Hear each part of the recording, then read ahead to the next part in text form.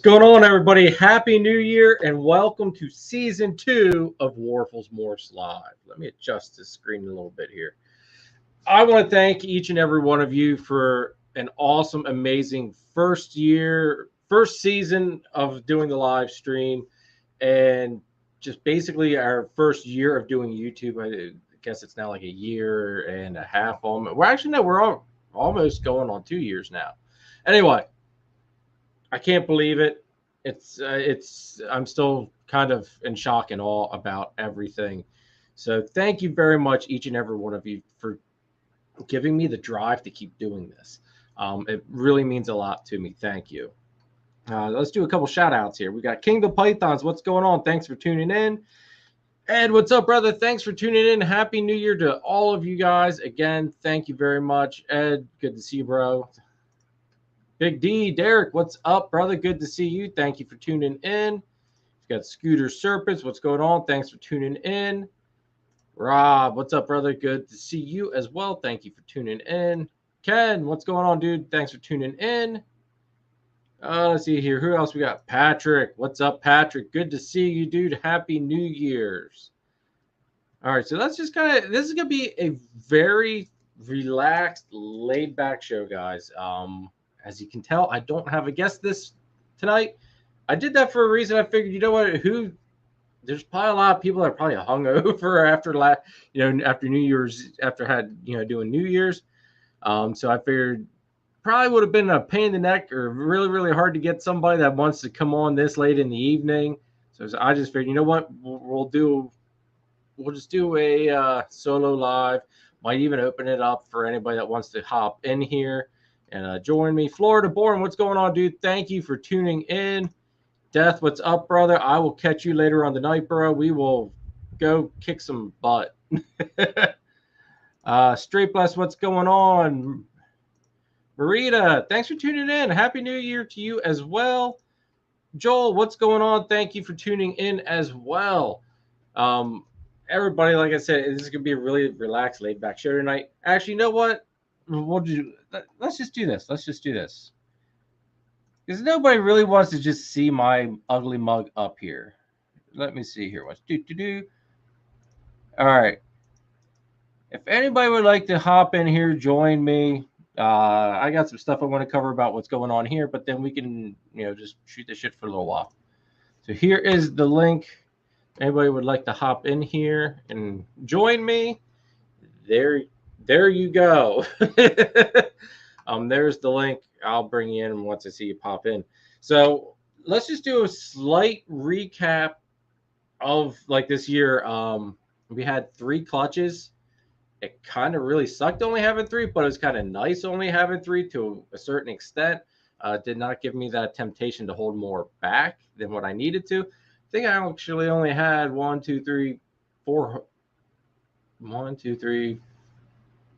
holdbacks. So it was a very, very, easy year for me as far as what I was going to hold back. Basically, I held back, everything was het DG. There was only Rob, I wasn't late. I arrived exactly when I meant to, brother. But everything's het DG that I held back except for 1 het clown. So, it's an easy year as far as what I was going to hold back. Held back some really nice stuff. I know everybody kind of hates on Spider, but you know what? I held back 2 really awesome het DG bumblebees, 1 male, 1 female. Obviously, I'm not going to pair them together, but I've got that male can go to a female from last season. So I've got some plans in the works. Next season, hopefully we'll be able to start hitting some actual visual DG stuff. This season, folks, we're going to be hitting, hopefully, if the odds gods shine upon us, some visual Exantic stuff. That will be exciting. But I'm really excited for this season. As you all know, if you didn't watch the videos before, I got an ultrasound finally. Thank you for everybody that contributed to that as well. I really do mean that. Thank you for all the super chats, super stickers, all that stuff. It went towards my ultrasound fund. I can't believe I already hit that point. Even just you guys watching helped get me to that point. Because watching all these crazy commercials, you guys probably really don't like watching anyway. That stuff all added into the ultrasound fund as well. So I greatly appreciate it. Essentially what happened was YouTube paid for half of it. The snakes paid for the other half. I was happy. But we got the ultrasound. So if you guys didn't catch last video or this week's video, go back and check it out. It's me ultrasounding all of the females that I have pairing this season. You kind of get to have an idea as to what's going on here. I'll be honest with you, I forget who's at what follicle size and all that stuff already. It's the great thing about Husbandry Pro. I don't have to remember it anymore. It's all saved right there. I just go up and scan and just reminders, all that good stuff. I absolutely love Husbandry Pro. So if you're not using that yet, I suggest just give it a shot. I think there's like a 30-day trial on it. Give it a shot. You got nothing really to lose. And speaking of Husbandry Pro, we should be having Robert from Husbandry Pro, which I believe he's the one basically that's behind designing it. Him and Billy are like headlining the whole thing. I think Rob is the one that works more with the softwares and all that stuff, making it work. But he should be coming on the show this month. I was in touch with him. I sent him dates. I know he said he kind of takes this week between Christmas and New Year's off. He just kind of completely disconnects. So I'm waiting to hear back from him with the dates that he will be joining me, or with the date he'll be joining me. We do have Bob Vu lined up for next week. So that's going to be an exciting episode. Guys, Bob Vu just... when I got to talking about cars, it was actually really cool. Bob's an awesome dude. I haven't gotten a whole lot of talking to him done, but we got the ice broken. It's going to be a great show. I have no doubt about that. I think Bob Vu is one of those guys that's very highly regarded in our industry as well. Plus, I want to know more about that voodoo gene. Very, very interested in that because I think that would look very, very awesome with Xantic. But anyway, so recap, we got the ultrasound. We had 3 clutches. We did 2 shows this year as well, which was very, very exciting. It was hard to believe I actually started vending. Still mind slightly blown on that one, but hey, you got to move forward. And I didn't sell anything through Morph Market this year. It was kind of, I don't want to say a bummer, but it was kind of cool because everything moved just via the shows. So it was really nice not having to worry about shipping anything this year. I do have 3 snakes left. If anybody is interested, they are a male pastel het clown, a pewter het clown, which has that crazy pastel line floating in it from my male bumblebee. If you guys know anything about him, he's got some crazy pastel line floating in him. He's it's very, very nice pastel line. And then we've also got a bumblebee that's het DG, a male. So we've got those 3 left here, sitting here in the rack. The pewter female, I'm not too worried about. The pewter het clown girl, if she stays here, I'm not going to, worry about that because it's female. I'll put her to work.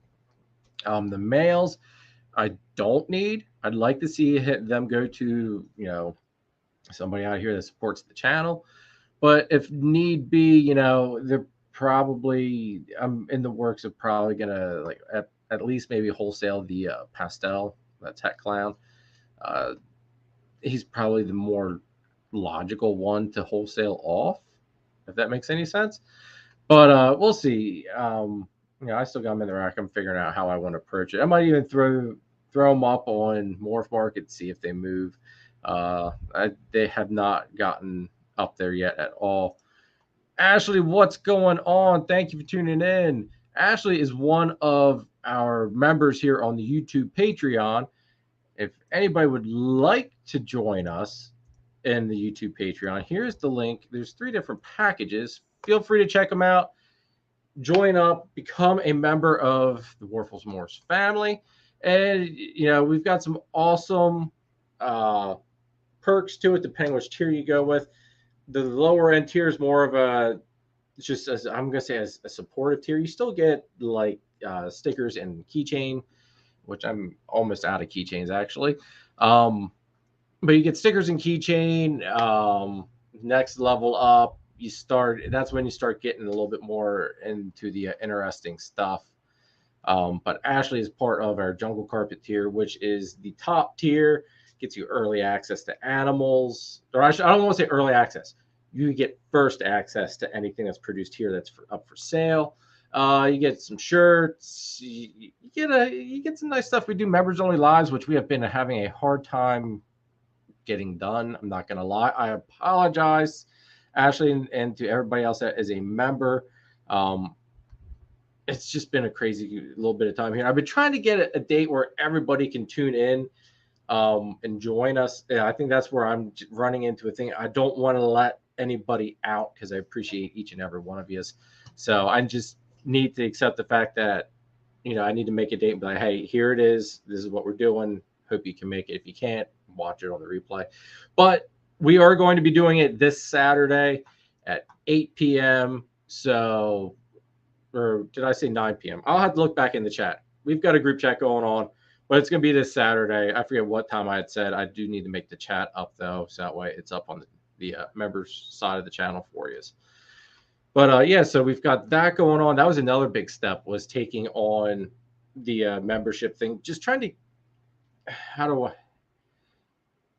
just trying to get that flowing. I still think I need to tweak some stuff to make it a little bit more appetizing, to get more people to want to join in and join us. But hey, these things take time. Also, that feedback from everybody else. I know Ashley and some other people had said about a Discord. I do need to look into that. Like I've said before, I'm not the most tech savvy person. But Ashley, thank you very much for all the support. I really appreciate it. Derek, March is a no-go for me, bro. We have a baby due February 17th. So the baby puts the clinks to March Tinley for sure. If I want to be dead, I could come. I probably would not be allowed to leave. So you'd have to be adopting me. But yeah, no, I'm hoping, and it's even a stretch even. We'll have to see how the year goes.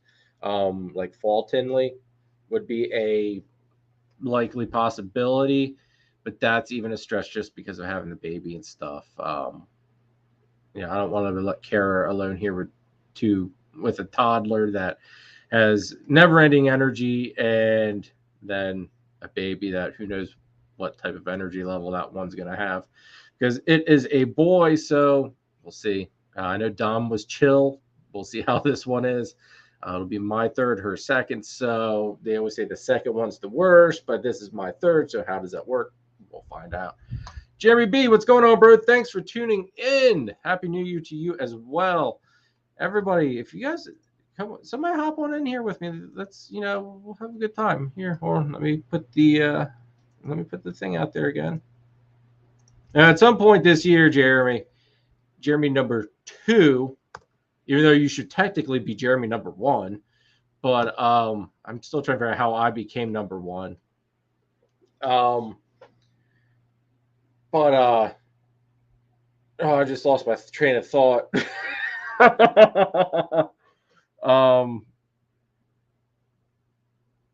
Yeah, I completely blanked. I apologize, everybody. I don't know where I was going.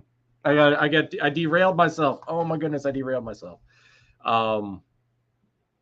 Yeah, I don't completely derailed. I'll have to go back and rewatch this and be like, you stupid idiot, how did you just go derail yourself? Boba Fettuccine, what's up? Thanks for tuning in. I love the name, dude. I really do. Boba Fett is by far the most awesome Star Wars character there is. Pretty sure Jeremy Bald might agree. I don't know. I think he's an Imperial guy. Judging by all the Star Wars stuff, his little Lego Star Wars helmets and stuff, I think he's an Imperial guy. But yeah, so this year's been awesome, guys. We purchased a crap ton of snakes, more than what I expected, more than I probably should have. I definitely bought some that they're kind of like going to be tinker projects for me. I would like the black pastel Huffman girl that I got from Nathan at Infinite Possible Pythons. She, for whatever reason, that baby spoke to me from the second I saw it. I'd been eyeing that sucker up for a while since he had shown me that clutch. And I think I finally got tired of seeing her not go, because it's one of those deals where, someone else is going to buy her and the temptation is going to be gone. And no one was buying it for whatever. I don't know why. It's a freaking beautiful snake.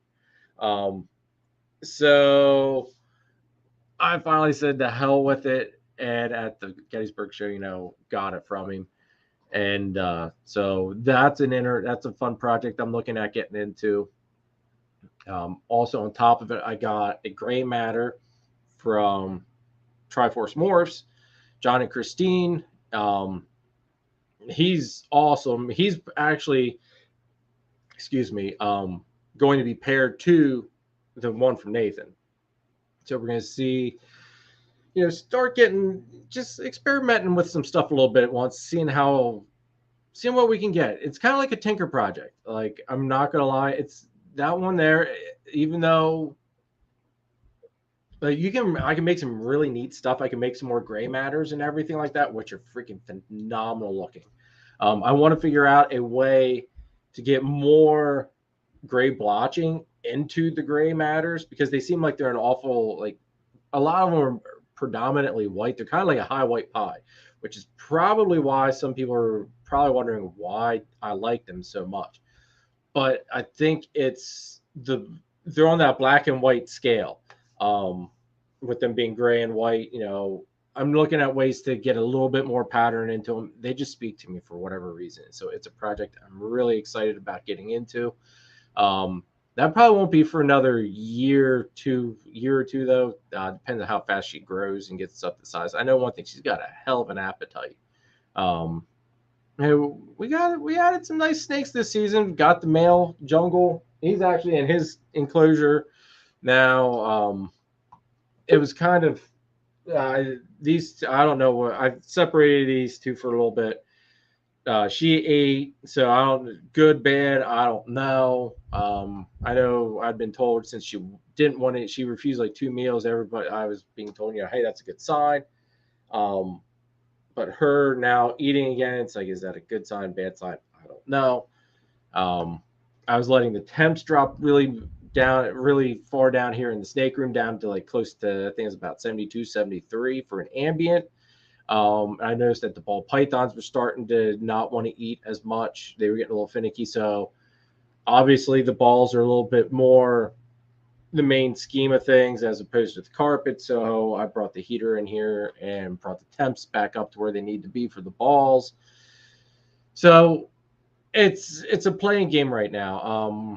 I'm still going to keep pairing them. I wanted to get the male fed a little bit, make sure he's well taken care of, obviously. I did actually have an episode with these two, though. I've heard about it. I've never experienced it up until the other night. Actually, I think it was after.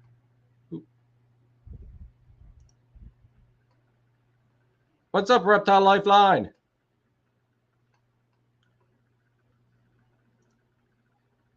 I think your mic's muted, dude.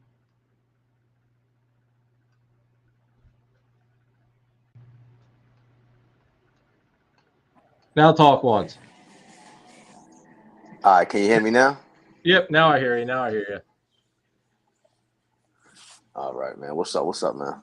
Not much, dude. Not much. Thanks for joining me. Just going over some stuff here.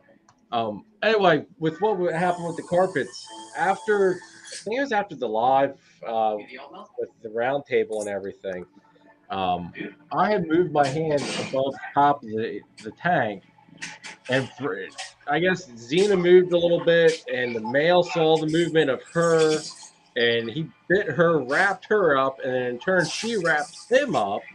So I had like a freaking coil of carpet. And then the male realized that what he bit was the wrong freaking thing to bite.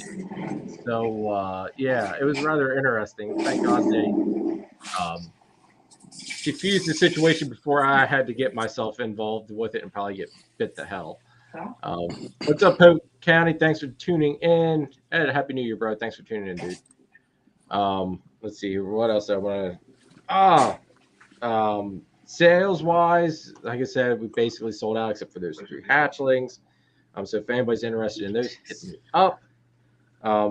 I've got new sponsorship packages coming up as well. I came up with 4 packages, probably going to add a 5th for anybody that would like to sponsor the channel, get your ad, your logo and everything put in. I will be having these packages available for everybody to see here in the near future. So just hit me up, let me know. Nathan from Infinite Possible Pythons is helping me out with that one, just to help get everything kind of fine-tuned. So he's got a great business mind, so I'm looking forward to hearing his feedback on what I came up with. It's some really nice, neat stuff coming up with that. And then basically, that's a good recap of the whole year. We've got some, like I said, Exantic stuff hopefully going to pop up for this season. Got 1, 2, 3 pairings that can produce visual Exantics. We'll see how we do. One should ovulate anytime. First clutch should be dropping next week, actually. So anxious for that. Incubator's all fired up, ready to go. So we'll see how we do. So what's up, Lifeline? What's going on? Man, I'm good, man. Just enjoying my day off at home, just chilling with the family.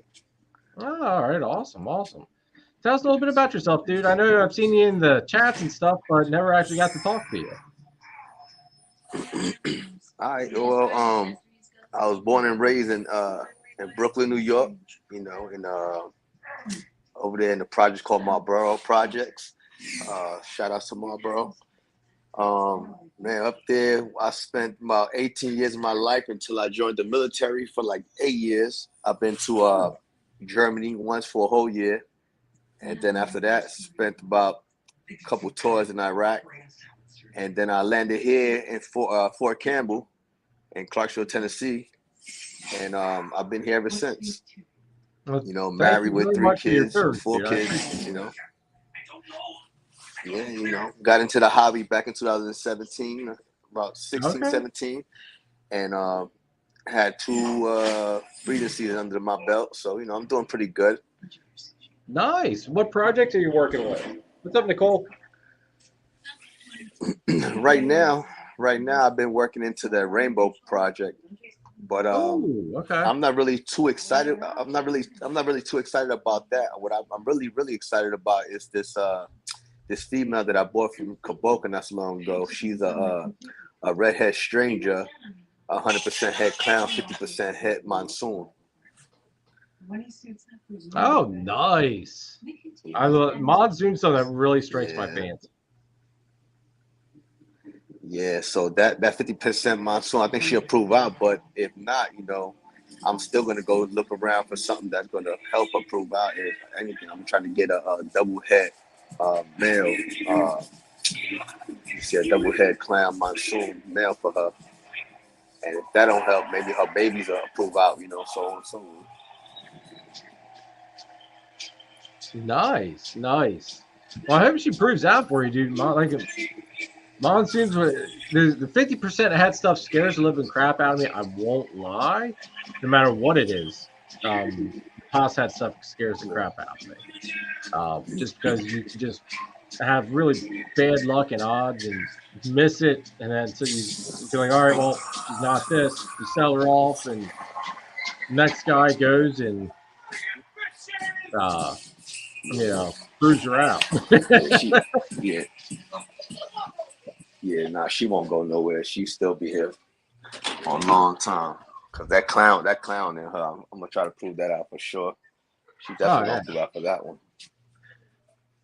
Yeah. I had to rearrange this whole room. I got them all in one room right now. Let me see if I can get her out, man. Show you her real quick. Yeah, show her off. She's so beautiful, man.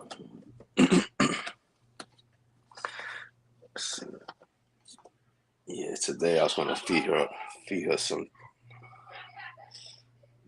Oh, she's nice looking. Yeah, she's gorgeous, man. Let's see if I can spin this phone around like this or something. There we go. There we go.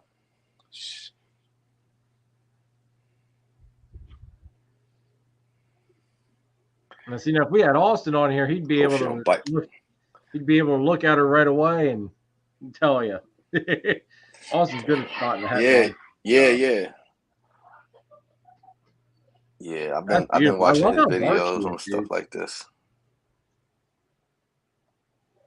Damn, I can't even understand this damn pattern of this fucking. Yeah, you see the little popcorns on her side though. Yeah. Yeah, I think she'll prove out for Monsoon. And then I heard Justin say something about the top of the head. If you look at the top of the head, supposedly the eye stripes. Damn, yep, the eye stripes. Yeah, the very narrow and low or something like that. Yeah. So yeah, I can't get her to. Damn, I can't even get this goddamn camera. I don't know, man. No, I think it's normally however you think you need to move. It's the opposite. Yeah, huh? All right, so you see those damn. Look at that. I think it'll prove out for real for Monsoon. Yeah. She's so gorgeous, though, man. I'm in love with this snake. Yeah, I'm in love with this snake, for real, for real. Let me put her back, man. I was supposed to be feeding her today, but I'm going to wait till later on tonight so we can get her appetite going, because I like when they really, really hungry, ready to munch or something. But yeah, I got a couple of nice things, man. I don't know, man. I got this, let me see where he at. Yeah, I got this mahogany lace, 100% het lavender albino. Yeah, he's pretty cool. Damn it. Dude, lace is nice, especially the white lace stuff. Yeah, I got a female that she's like about 1 more year ready to breed. So when he gets a year old, he gonna be just ready for her. And she's 100% het lavender albino. So yeah, hopefully, I get that lavender albino mahogany lace in there. Dude, that would be nice. Yeah. That would be sharp looking. Yeah, see, I've seen a lot of lab albino combos that I've really liked here lately. It's something that's really started catching my eye. I'm not gonna lie. And I'm gonna try to plug him also to a clown female that I got. She's full grown, so she's ready. As soon as he's ready, I'm gonna plug it to her, so I can get some of them hets. Oh, okay. Yeah, but yeah, But yep, that's what I be loving to work with, man. It's trying to get that double stuff. And then of course, I'll be at Tinley almost every October, but I might skip this October because I think I spent a lot of money. I think over like about, damn, if I could remember, I think at least close to like 30 grand. I mean, maybe 25. I don't know. But yeah, I've been bugging on buying. Like, I don't know, man. I went to Tinley, and then about maybe the week after Tinley, I went crazy buying stuff on Morph Market. So see, yeah, that's the one thing that scares me if I go to Tinley is because I know I'll see John Daig's stand, and I'm gonna have to drop something and get an Exantic from him, and that just I'm pretty sure my wife would kill me. Yeah, man. So this is my little setup. I just got into this room, man. Just cleared out one of my oldest kids. He don't live here no more, so I took this room from him. I got my little snake set up in here. What types of racks are there? That's until I can get my goddamn. Nah, these are what the hell they call them? It's this one company that was here for a while, but they closed up now. I think it's TGR. Some yeah, I think that's what it is. TGR. Yeah, TGR. That's they not around one of their racks. That's the whole reason I have all these outlets was I planned on using TGR racks, and I wanted to make sure I had enough outlets accessible for all the thermostats and all that good stuff. And then I ended up switching to ARS because, like you said, TGR went out. LKB, what's up? Thanks for tuning in. I got a shed outside that I need to get it anchored into the ground before I can get electricity put through it. But yeah, once I get that thing going, I'll be out there with the snakes and the rats and everything. But yeah, man, I also breed my own rats and so on. Today was cleaning days for the rats. That's one thing I should probably do, but I don't have the time to do it. It's just not in the cards. I know everybody says I'm crazy for buying frozen thawed for like 60 snakes, but it's like, you know what? It works. What's your collection size? I'm sitting at probably right about 60, roughly, including hatchling. Rodent bill's pretty high then. You figure what did I spend? I just spent $250 on getting, what was it, 4 bags of small rats and 2 bags of weaned rats or something like that. So I mean, it's not too terrible. You figure I feed every other week though. If it's above 200 grams, it gets fed every other week. Just that way they can metabolize what they're eating a little bit better. And they seem like they grow the same as if I was feeding them every week. There might be a slight difference, but it's nothing that I really notice. I do notice I don't have as much crap to clean up. I can tell you that much now. Yeah, this is I hear a lot of people talking about this online, the red exanthic. Bamboo sable red exanthic. Okay. Yeah, I hear a lot of people talking about that red exanthic stuff. So I'm gonna start bringing that out soon. As soon as I get him paired up with some double recessive stuff. Maybe get a clown what do you call it? Hypo connected to him. Okay. But nice. Yeah, man, this is my little setup, man. I put my little setup like this. If he ate, you know what I'm saying? Well, if I put a rat in there, I put it in the middle. If I went in there and looked and the rat is gone, then I put it to the end. And then I come back through here, and then I come right through here, and I get my little made up little sheet. You know, I got my little sheet like this, and I highlight it with like a little dot. Whoever ate, and those numbers on that sheet will go according to like let's say the little number on the bottom.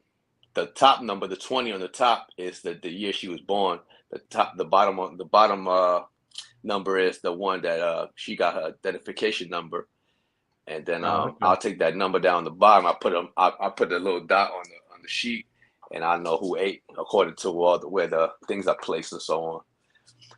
Oh, yeah, nice. Man, that's what I do. My little thing when I go to feed and so on. See, that's man. But like I have a similar system. Like I've got the little because since I have the ARS racks, I have like little magnet strips that has their number on it. You know, the genes that they are, and it comes more in handy for the males because whenever a male's in with the female, I just move that male's tag over to beside the female, so that lets me know that a male's in with that girl.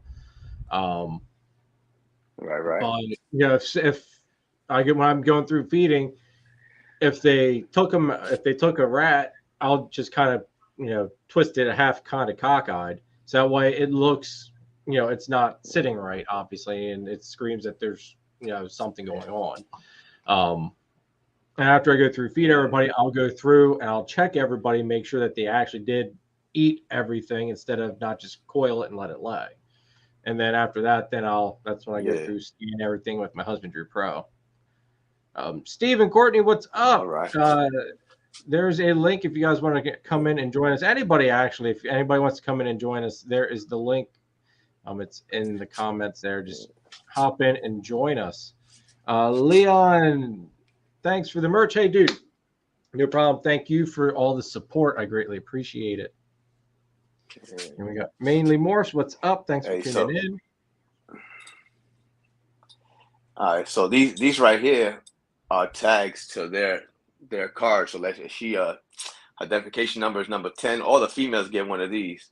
So once the male is moved into her rack, her enclosure, she basically well, this tag will go onto his, so I can make sure I put him right back in the same tub, so I don't get his tub mixed up with another male's tub and get him all wild up, figuring out why his set is not in that same tub.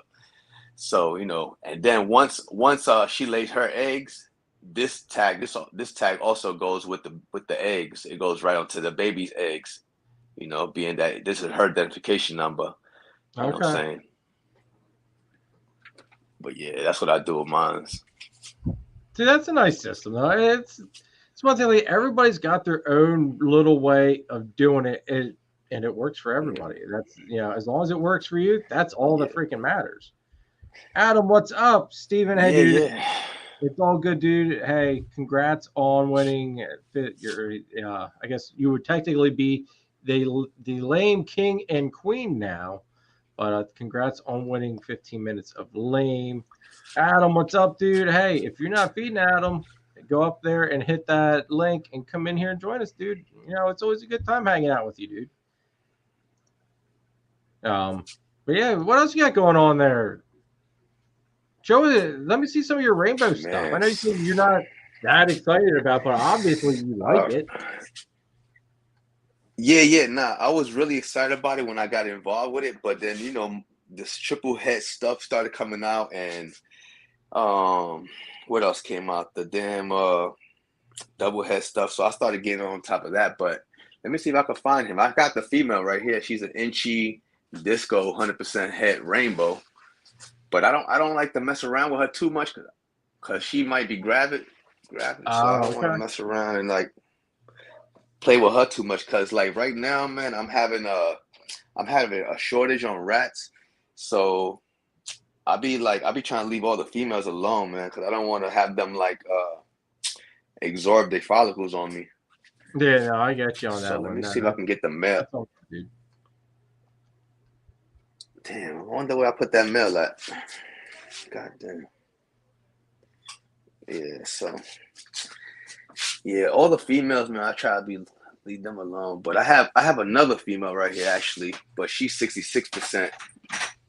She's only, let me see. Yeah. Let me pull her out because sometimes she could be feisty though, man.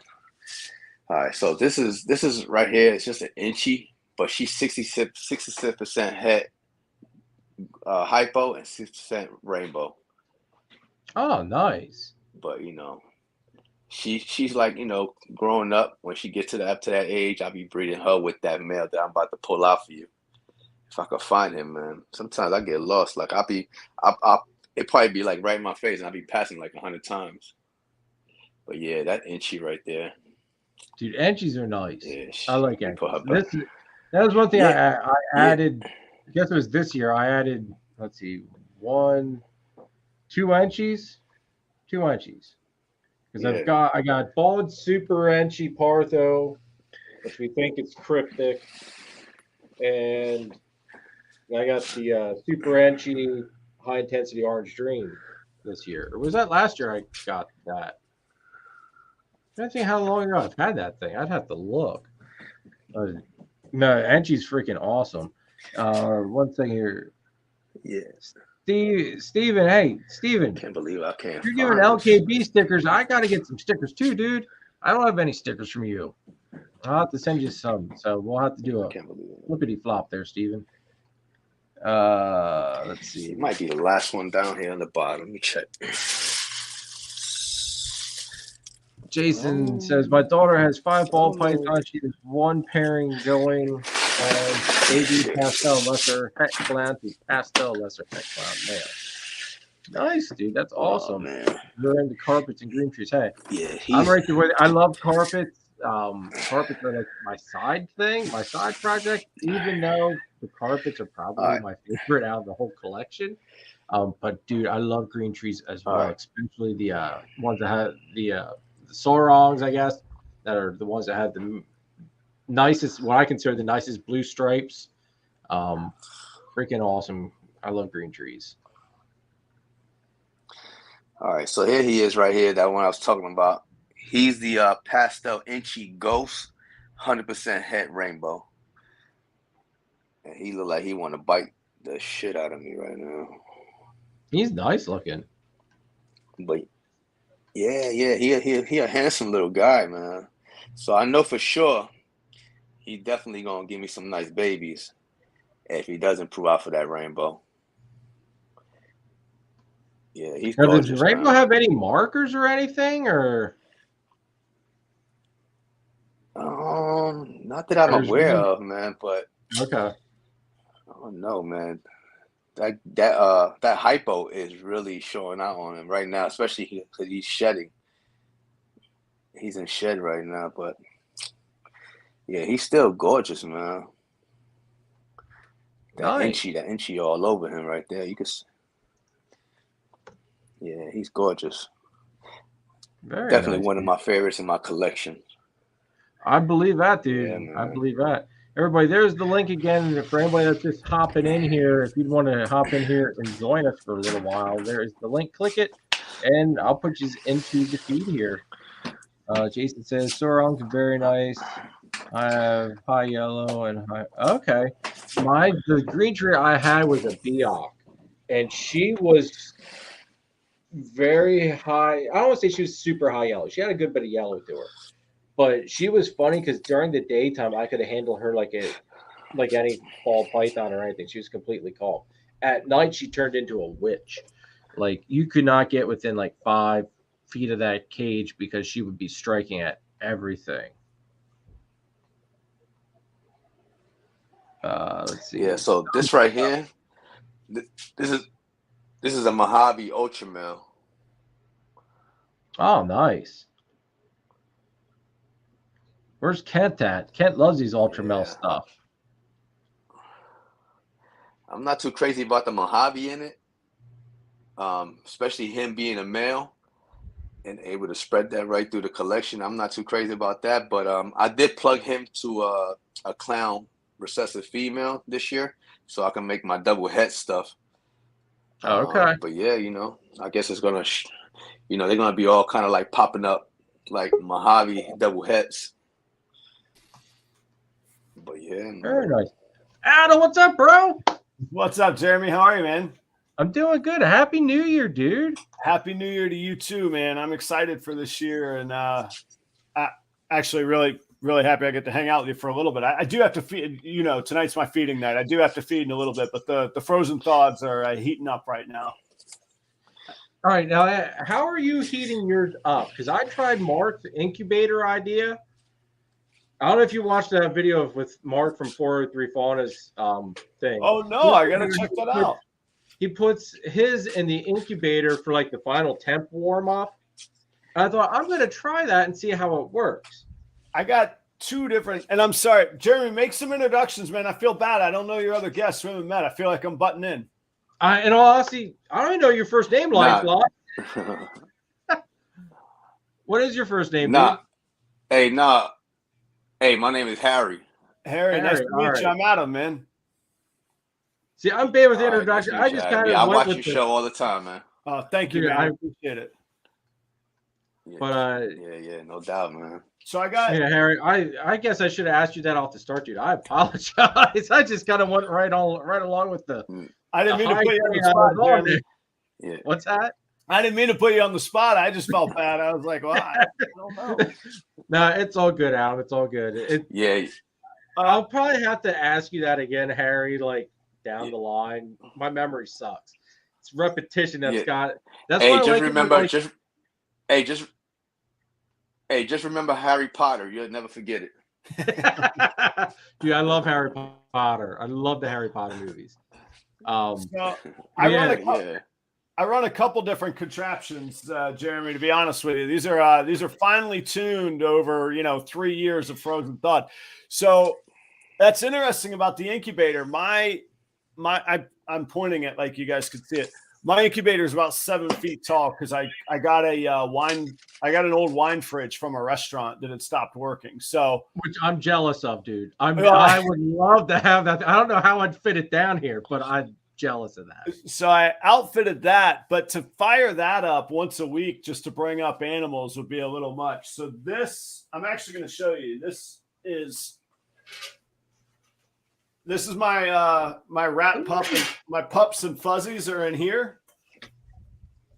And that's a nice way to do it. See, yeah, so I use my step ladder, and then when it's done, I just I take the heat lamp off. So I stole that from Chris Hardwick. I got to give the proper credit on that.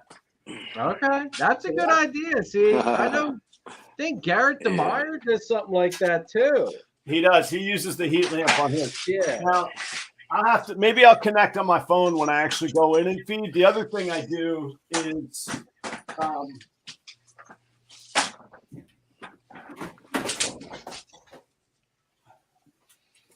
I load my mediums and my smalls into just a Sterilite tub, and then I set these on top of a electric oil heater that I use in the wintertime. So that's actually back in the room back there now, and I do it in the room. So my hatchlings and my first year holdbacks are right here, and then this is my hatchling rack here.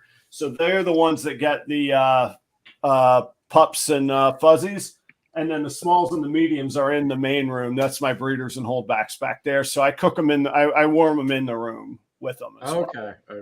So see, I let mine fall in the room to a certain point, and then I put them in Ziploc bags. Yeah. And normally, after they get to the point where they're kind of basically thawed the whole way through, I zip the bag up. All right, let me step back a bit. I fill up like a Rubbermaid tub with hot water, just out of like the faucet hot water, and start submerging that. So that way it starts to kind of like vacuum seal it. Yeah. Seal the Ziploc bag, and then I zip it shut once all the air's out of it. And then I let them warm up the rest of the way in the Ziploc bag in the hot water and I keep, warming up that hot water until the rodents are up to what I consider warm enough. And then I'll bring them down here and feed them off. But I tried Mark's idea because it seemed like it worked really good for him. I thought, well, hey, it's going to alleviate me having these instances where I get, a nail from the rat puncturing through the bag, and you have wet rats, which sucks. So I thought I'd give it a shot, and it didn't work out as good for me. So I don't think it was getting. So how hot did he bring his to? Because like my pups, I'm pointing at them here, but the pups and the fuzzies, I'll bring up to like 110, 115, which has got to be hotter than Mark's running his incubator. If he's got any eggs, if not, he can crank it to whatever he wants. Yeah, I would assume I think I remember him saying like 90 or something like that. I got you. I go a little hotter on mine. I like between 105 and 110, and then, like I say, those little ones, I just get them hot. You just got to be careful not to cook them, but yeah, because you get them starting to cook, and then when you end up, they kind of yeah. But no, see that. Hey, Adam. Yes, sir. So you've been working at the restaurant industry before, right? Yeah. About that before, right? Yep. So the way you defrost your rats and mice or whatever, do you slowly defrost them like how we do in the restaurant industry? I do, man. I do. So it started yesterday, Saturday afternoon. I call it pull thaw. It was the old restaurant term. So I count up the number of rats I'm going to need of each size, and I pull them out of the freezer, and I put them all in a bin like this, and I put a lid on it, and I move them to the fridge. So I defrost them for 24 hours in the fridge. And then today I try and time it about 3 hours. So then I'll pull them out of the fridge 3 hours before I'm going to feed. I'm going to feed around 9 o'clock tonight. So about 6 o'clock, I pulled them into the room and I took the lid off and I separate them. I sort them and I line them up. I like the heads even hotter. So I start the heads in the middle of the tub, flip them one time, flip them back. And then the head, I think the center line is the hottest of where it's getting heated up. but yes, I do I thaw under refrigeration until they're fully thawed, and then I bring them up to temperature for 3 hours, and then I put them on the heat for the mediums will take about a half hour. These little pups and fuzzies, they'll be ready in 10 minutes. I just put them on, so they'll be ready in 10 minutes. Oh, nice. Yeah, I do the same thing with the rats that I use for my retics. So those I defrost them in the refrigerator for a little bit, and then for the next day when it's like a little more softer, I go in there and touch them, make sure they're soft. And if they still frozen, I take them out the refrigerator and I put them outside in room temperature and let them defrost for another maybe few hours, and then that's when I start bringing the temperature back up, with hot water or whatever. Yep. I never tried the hot water because when I first started figuring this stuff out, I was in a basement that had carpet, and I didn't want water getting into my carpet. Like it just feels.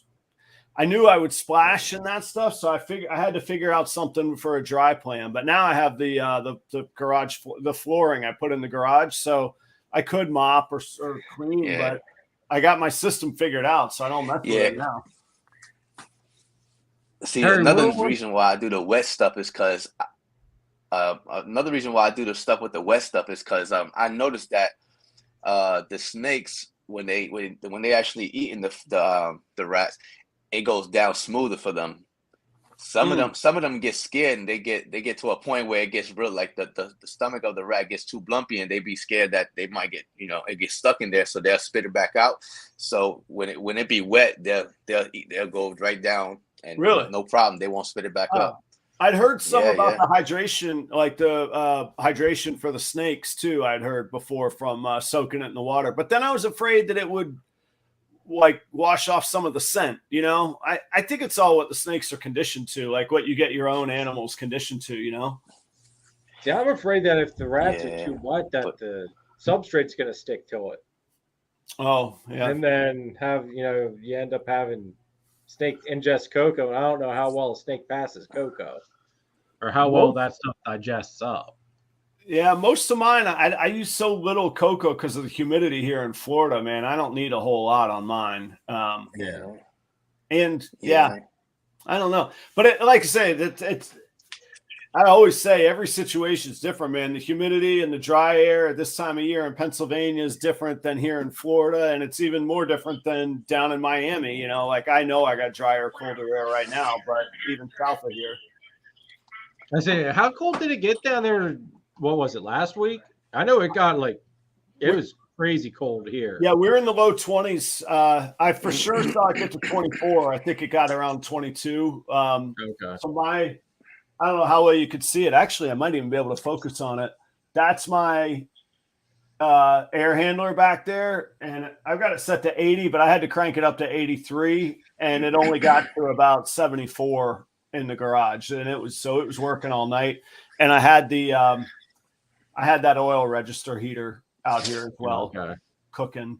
But that's the ambient temperature. I still had all my heat, all my racks are heated. So I still had the heat panels going, and they were just fine too. So I don't think any tubs got under 80. The ambient air I was working pretty hard to keep that, but otherwise it was all right. Yeah. I was curious about that because I know here, I definitely saw the temps drop. It got down almost 70 for the ambient in the snake room. So then I opened up the door here that nobody can really see because it's behind the computer. I opened that up to let the air from the wood stove come in here, which definitely helped. It dried some stuff out. But so I was misting stuff, for a day. Yeah. But it definitely got the temps back up to where I needed it. Yeah, my temps do okay this time of year. I do mist almost daily, but in the summertime, it really spring through fall. Here, even right now it's 59% humidity in my snake room, and that's without any cocoa, wet substrate, or misting. Hey Harry, Will wanted to know who your het rainbow came from. My het rainbow, let me see. Number 23. Got this book I gotta go through. No, So you're here you good. go. Brandon, while you're in here, dude, congratulations on being on 15 Minutes of Lane. That was a great episode. That was actually probably Yeah. the second episode So of Chris's that I've ever watched, second or third. hey, so this is where the guy. That's the name of the guy's. It's probably backwards for y'all, huh? Susquehanna Ectothermal. Susquehanna. Yeah, but yeah, he's from Pennsylvania. Okay, I was gonna say he's got to be from around here because it's Susquehanna River. Yeah, you know what I'm saying. But yeah, this is the little sheet that I work with, man. Had them all labeled. If they ate, they get like a little pink spot. If they ate, if they they are frozen. If they on how you call it? If they're on live, they frozen, they fasting, or if they shedding. That's one of the reasons why they eat. I put a little different color on that. If they're being assess feeding, I put some on a little different color on that. Okay. Yeah, if they didn't eat because they breeding, I put a different color for that one. But yeah, man, I have been doing this since. Man, so this is the color ones right here, all the different colors. Okay. Yeah, man. So I had this female since about 2020. I had this female. Oh, nice. All right. Yeah, man. All y'all super organized people. Dude, you've got to be organized. I don't know how you can do ball pythons or snakes and not be organized. I would go nuts. That's why, like, the feeding cards and stuff that I ran were driving me nuts. It was, like, becoming too much clutter. And my organization was failing because there was too much clutter from the cards. That's why I got into using Husbandry Pro. It's just so much easier for me. It saves so much freaking time. Yeah, but yeah, on the back of the sheet, I got the little clutch card. Okay. You know what I'm saying? Stuff like that. So whenever she lay, I put all her information there.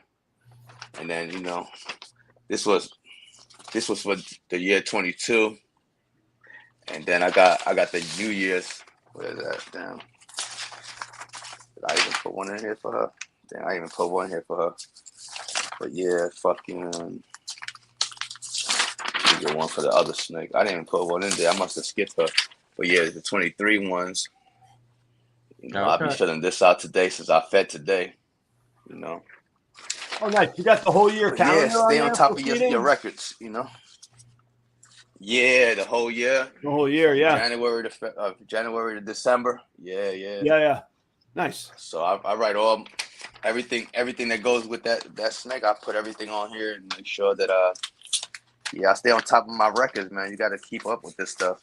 Yeah, I do I have instead of the whole year for one snake, I have all my snakes per month, and then that's how I'm able to pull and mark what they're having. But I have a month snapshot for the whole collection versus a year per snake. So that's cool. Oh, did you try Husbandry Pro yet? Jeremy, on Instagram, I sent you a couple pictures of the viewer asking about heating the rats. My other contraption, I sent you a picture of my other contraption in the room in there. Oh, okay. All right. Yeah, I see it. Yeah.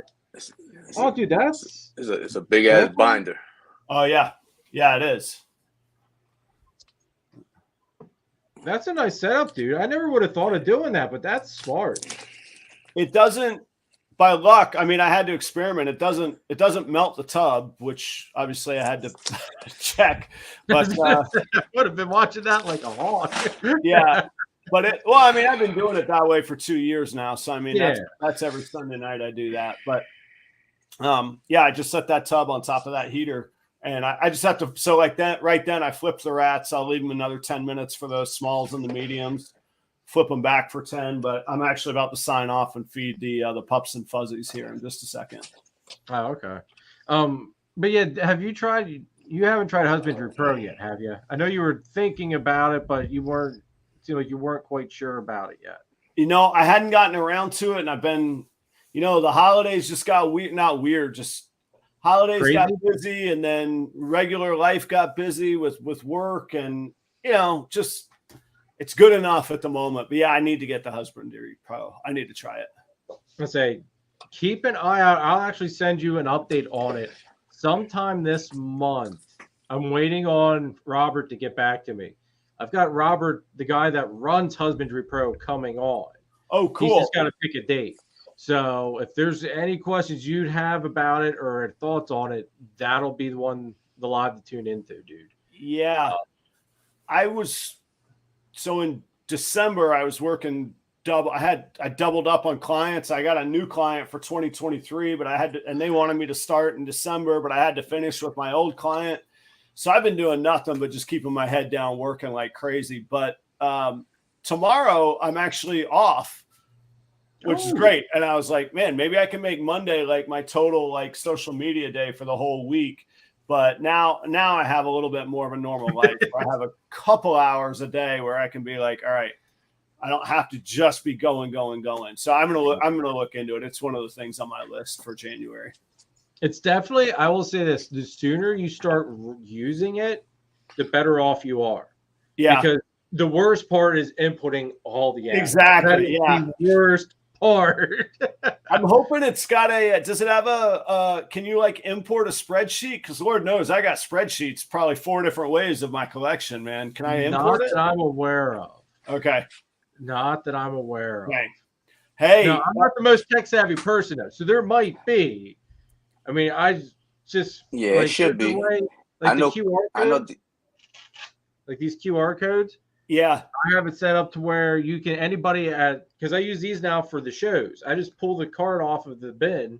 Smart. And I lay it on my display so that way people, it alleviates a whole bunch of questions and me fumbling around. People can just scan them with their phones at the shows. It brings up all their pairings, cool. Their feeding data, all that stuff. Well, it's great when it works. And I have it set up to where it should work, but it appears like it only works on certain snakes. And the worst part was that all the ones I had. So let me ask you a question. Weren't working. let me ask you a question about that. So let's just say I bought a snake from somebody else's collection. Would it still follow that collection, like the family tree from another collection? Yep. Yeah. Nathan and I from Infinite Possible Pythons have done it 2 or 3 times.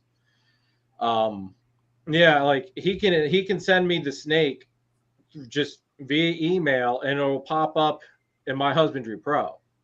And it gives me all the clutch info, all the feeding data, all that stuff. So I don't have to do any of the work except for changing the number of it to work with my system. All right. So that snake will show up saying that it's related to, whoever you got it from and whatever. Yep. Okay. Yeah. That's pretty cool. It comes up with all of their data. When you send snakes, it goes into your archive. So if anybody would ever come back and ask you, you should be able to pull that snake up through your numbering system and everything. So it's a very well thought out idea. Will says something here. I don't want to lose it here. Tried a Husbandry Pro and it was nice, but thought it could have been better for the money. We used the pay services, so maybe Clutch will be better. See, I don't think Clutch is free though either. I think Clutch you got to pay for it too. Yeah. Well, so Will said we can export and import the spreadsheets, so that's cool. That could be quick then. Then Miller High says Clutch is $50 a month versus $100 a year for Husbandry Pro. Whoa, Clutch is 6 times expensive, 600%. Yeah. I'm pretty cheap, man. I don't know about $600, man. That's half an ultrasound, man. Yeah. Steven's got a good point here too. Clutch. I mean, I think there's a lot of stuff that they still have to work out with Clutch, though. I think there's a lot of details not many people know. Probably, I haven't looked into it. I've got, I'm one of those people, once I find something that works for me, I don't like to wonder. And Husbandry Pro works, so I'm not going to really wander far from it. It would have to be something like groundbreaking in order for me to, want to change how I do it. Well, hey, I'm going to run. I did, Jeremy, you'd be happy to know. I pulled the trigger on an ultrasound yesterday, the last day of the year. I was like, I got some expenses I need to get going here. I was like, all right, I'll get it on the 2022 year, man. So I don't have it yet, but I ordered it. Dude, it is a game changer. I went through if you watch the video, I went through all my girls I've got breeding. I've gotten all my answers. No wondering at all anymore or anything. I mean, there was like maybe one or two that they were just a pain in the neck trying to ultrasound where it could be questionable. But hey, I'm going to ultrasound next week because next week, according to work, I am laid off. So I'm going to have nothing but free time. There you go. Well, I had a month ago or so, Jesse from Musical Pythons, he came up and ultrasounded them all for me, which is amazing, man. I took him to dinner and stuff, but man, that was amazing. But with only one ultrasound, you don't know if they were building or absorbing. You would think this time of year they were building, but now I'll be able to know for sure. And I've got it, so I don't have it yet, but I will have it. So I'm excited for that. Dude, so you just mark the record. You just write that on your record saying how size of the follicle, I guess. That's what I did, but I was only able to do it once. Jeremy, you probably ultrasound once a month this time of year? That's it. Yeah, I'll be ultrasound. Well, for now on, I'm going to be ultrasounding once a month, every month. Yeah. Just to keep track of anybody that is possibly going to be coming up to that point of ready to breed. Yeah. Now, as the year progresses, you'll know who's, once they ovulate, you don't need to. Once you've got a birth cycle, you don't need to ultrasound them for 3, 4, 5 months kind of deal. So you'll build up that knowledge. Yeah. It'll like the girl that I have that's due to lay actually next week. I didn't even bother ultrasounding her. It's like she had ovulated by the time I got the ultrasound. It's like there's no need to disturb her, and she looks like she's ready to burst. Yeah, I mean her spine's sticking up. The triangle look that they got. Oh, you're on your way, man. Hardcore, dude. First time mom, and I think if I remember correctly, when I palpated her, she's got like 8 or 9 eggs for a first time. So, well, and that's something you could check with the ultrasound too, and then let her get settled a little bit. But you could check that on the ultrasound, the eggs.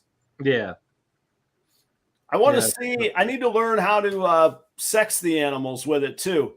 Like, I'm really confident. I never thought about doing that. Yeah, you can. I'm really confident in popping and stuff, but I got a yearling male, and he's huge, man, and he won't lock. And I'm starting, and none of the females even tail wag or scent the tub. I'm like, I get a female, and I want it. I'm like, and you need to know, man. I got to learn how to do that. See, and is he making sperm plugs? I haven't checked. I don't know.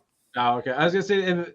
He might have the size. He just might not be sexually mature enough yet. You know what? He's really young. He's that acid, man. He eats like crazy. He's 800 grams and he's like 7 months old, man. He's stupid big. Dude, big. If you can't get him to work out him, you can just send him on up here. I'll put him to work. I will. No. If he needs a year, I'll give him a year. That's fine, man. But no, I got plans for him. I was gonna say acid is something that I think this year is when I'm getting it. Jeff and Angie from Celtic Balls, them and I have a deal.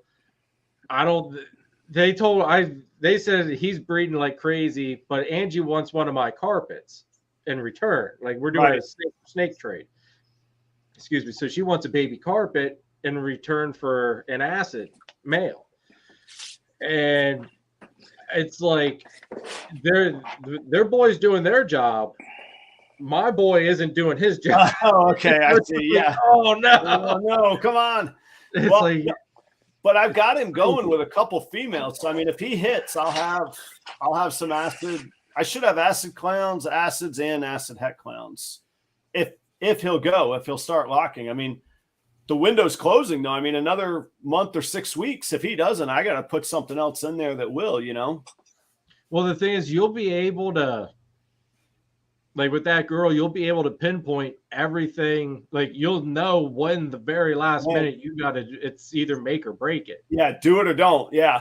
Yep. So, hey, I really got to run. Jeremy, thanks. You know, I'd hang out all night with you, man. I got to get these animals fed, though. So, happy New Year to you. Harry, it was really good to meet you, man. I hope we cross paths again. Thanks for the kind words. Nice to meet you, too. Yeah, man. Absolutely. Yeah, happy New Year, Adam. Thanks for hopping on, dude. I appreciate it, dude. Definitely. I'll be listening in the background, guys. All right. Sounds good, bro. All right. See y'all. All right, man. Bye. All right. Let's do. But yeah, here, show that off quick. Yeah, that's a female acid right there. 66% head clown.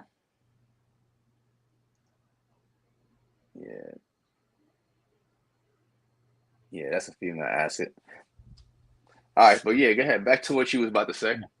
Let's do picks of the week. Now, these are in no specific order. Actually, we've got a first-time breed of snake on here, and it definitely deserves it. But here, from Living Art Reptiles, we've got an orange glow sunfire anthrax reticulated python. That sucker is freaking awesome. Nicole, if you could get one of them, be nice. About like 8 or 10 feet long, girl, you got to get on the ball and either get and make or something. But that thing's freaking awesome. Wow. Yeah. I went my what size, whatever size it is, I'll get it, man. That's beautiful. See, I don't want anything 15 foot, I'll get it. Oh, dude, that's getting too big for my comfort zone. I love looking at. I actually had my first re-kick this year, and it was awesome to hold. But man, I would not want to have. I would not personally want to own a 15, 20 foot snake. That's just not my cup of tea. But that thing is freaking crazy looking. You're right, Cotafago. That is freaking nuts. Yeah. Scroll down to see the photo credit, Jeremy. Oh, I can't scroll down on that one. Well, I thought that's. See, that's why I hate Instagram sometimes. I can't scroll down on it because it's just a screenshot. I'm on live, puppy. Maybe it's JK Reptiles. JK Reptiles is who did it. He's on YouTube. JK Reptiles. So say hi. JK Reptiles, that's their puppy, the whole world can see you. I'm on YouTube live right now. Hey, no, you're not. All right. Let's pick. Is this stunner from Ozzy, which Orange Dream Pastel VPI Exantic. It's not TSK, which is what it is. I won't judge Ozzy too harshly. Oh, and it's DG and Het Pied. But that thing is freaking nuts. Wow. That is a beautiful Exantic. He produced, what was it, a Desert Ghost Bumblebee this year, VPI Exantic. And that thing was freaking nuts.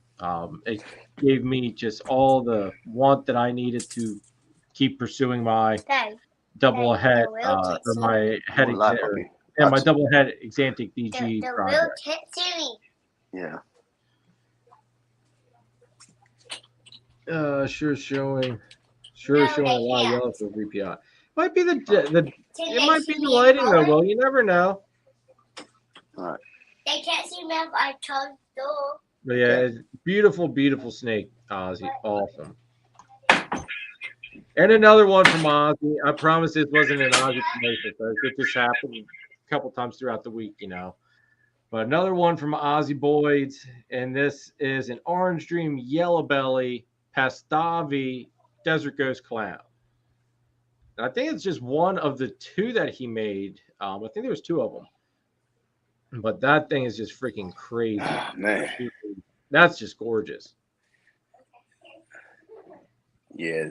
I'm not too crazy about the Mojave, though. But Damn, Mojave making snakes look good. I like how that looks right there.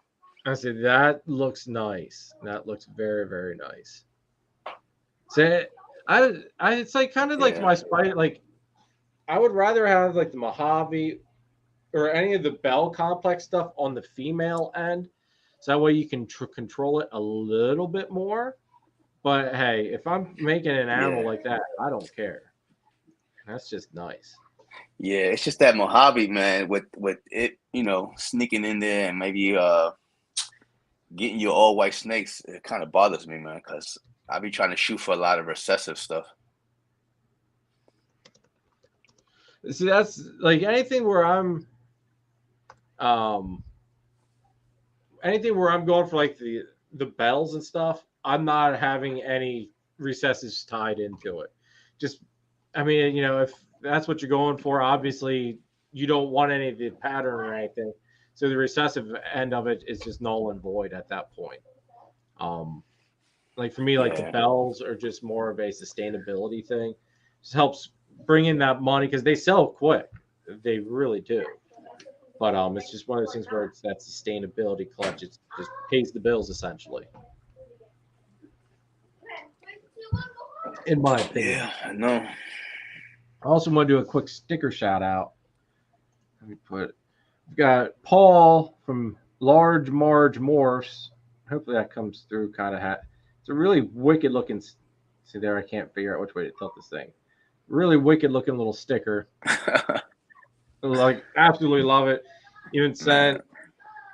Here's it's the same design, but might come through clearer. A couple different stickers, even some tiny little button stickers type of deal. And then that remind me of Plant vs. Zombies or something. Yeah, it's kind of what it reminds you of. And then a nice magnet. But Paul, thank you, dude, for the sticker swap. Paul's also a member of my Patreon here for the YouTube member. I always call it a Patreon. It's basically like a Patreon. But he's a member of that. So, Paul, thank you very much for all the support. Also, for anybody that is a member that isn't watching, that may have missed a group chat or wasn't in that group chat because that chat's only for the upper two tiers. I will be setting up dates with you guys for this year to be coming on the show. Each of you will have your own live stream segment to hop in here and hang out with me and let everybody get to see your faces, get to know you a little bit, all that good stuff.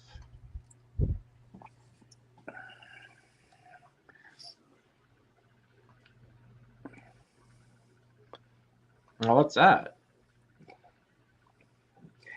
Oh, this right here, it's just a import. Wild caught import.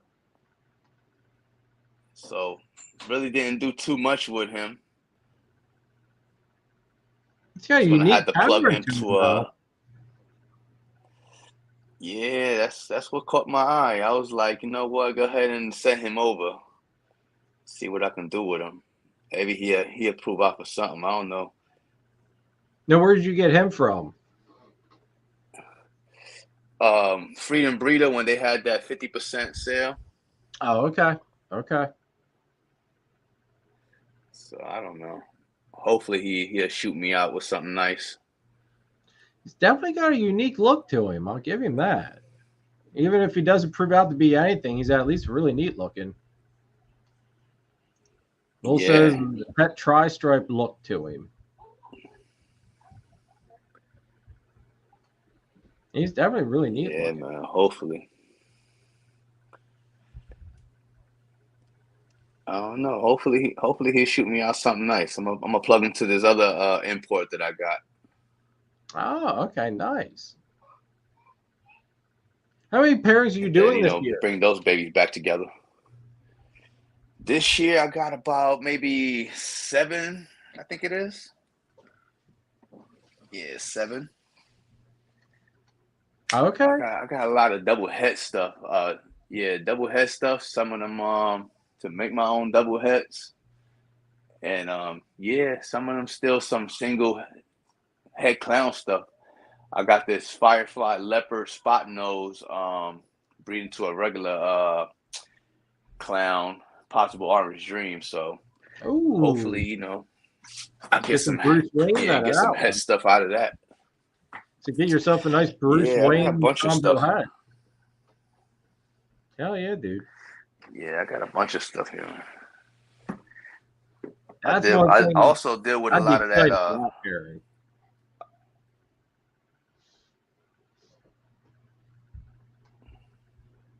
Now, is that also the deal other with a lot of import? that chocolate.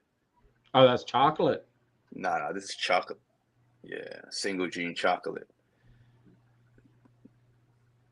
See, I've got just two growing her chocolates up. sitting She in ain't the got no rack. hets. Oh, she doesn't have any hats in her. Nah, no hets. It's just something that I caught for a nice little price, and I was like, you know what? Go ahead, I'll take it. And then when she gets up to size, I'm gonna plug it to like a double het recessive when I pop something out of these that I'm breeding this year. Okay. Nice. She'll be ready if I get a male. Yeah, See, just breeding stuff for the future. My buddy Mike sent over. I need to put the video out for it. I keep putting other things in front because I keep forgetting to make the thumbnail that I can't make a thumbnail I like yet for it. So that's the big drawback. I've got to make the right thumbnail in order for me to send this video out because I can't figure out how to make it right or make it look good. But I've got he sent over 2 chocolate triple hets and 1 normal triple het. And the chocolate's 1 male and 1's female, but the triple het DG hypo clowns. So freaking banger animal. But yeah, like that's why I didn't like those chocolates compared to that one. It was like they look. I guess it's the triple het influence. They look completely freaking different, dude. That's why it kind of threw me for a zinger there. Now look at this one here, right? This is the Wookiee leopard, red stripe, possible head clown, 100% head hypo. But now the whole thing with this one, the Wookiee and the leopard, it hides the red stripe pretty damn well in here. That it's really hard to see if the red stripe is in there. So this is something that later on I'm gonna have to, when she breeds, I'm gonna have to see what happens with that. See if she really does have that red stripe in her. Yeah, I've got a Bruce Wayne sitting in the rack that's possibly red stripe, and I've never seen a leopard spot nose het clown that looks like what I have. Yeah, she fucking that I got from got Danny. me. But I mean, it looks like there's something else in there, and the only other thing it could be is red stripe. But it's one of those things where I've got to prove it out. So this year I'm looking to get. My plan is a black pastel, yellow belly. It'd be nice if it had red stripe in it as well, because then I could hit the super red stripes. But at least a black pastel, yellow belly clown. So that way I could hit Pompeii stuff. Just that way, if I would hit a banger animal, I could, I know if that red stripe's in there then. In my theory of thinking. Balls and gallons. Hey, so what you think about all this arguing going back and forth with MJ and trap talk and bullshit? What's that, bull? That's how they call it.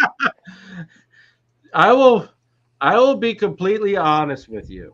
I stay as far away from the drama and the crap of this, like the drama end of this hobby, as much as possible. So you're not on anyone's team now at this point. What's that? You're not team MJ or anything like that? Dude, I'm not the hugest MJ fan.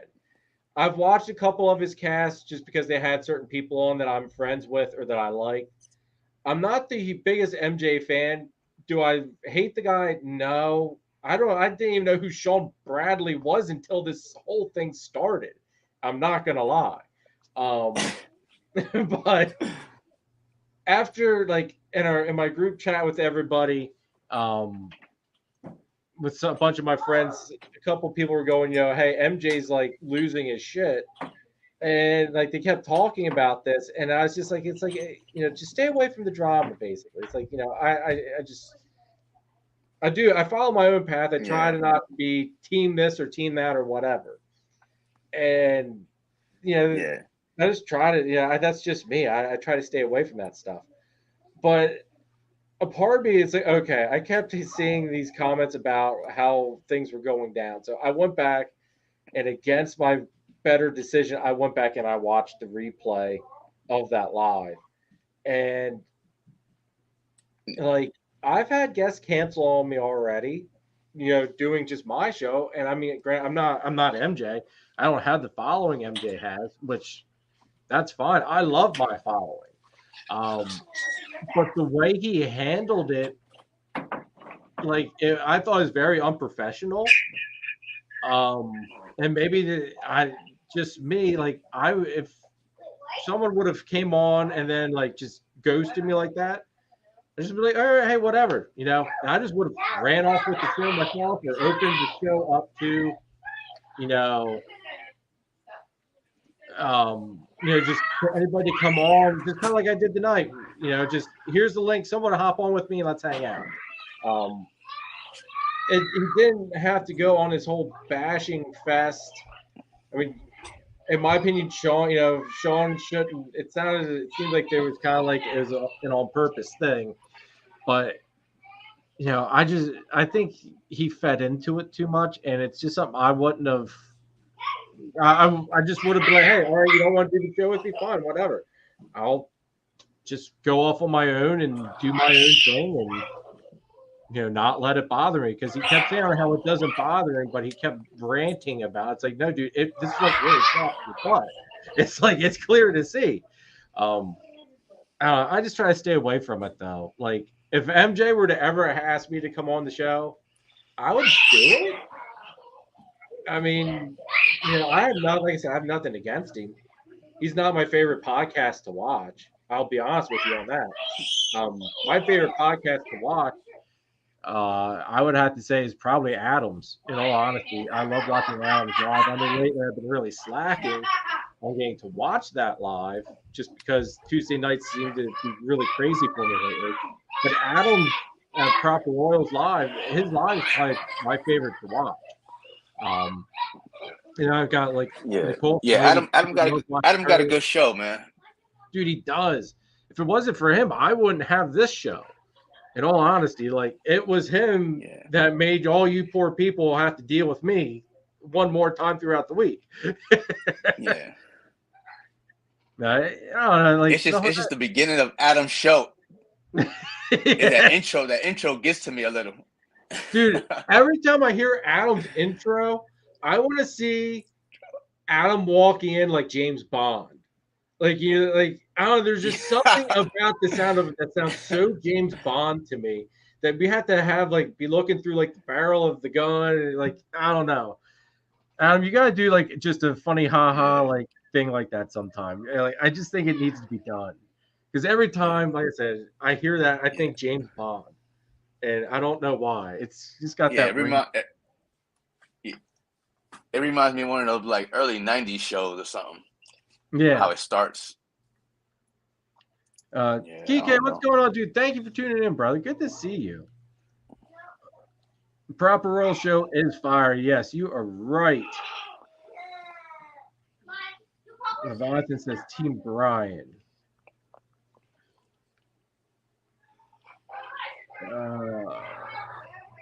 Let's see here. Where are we at?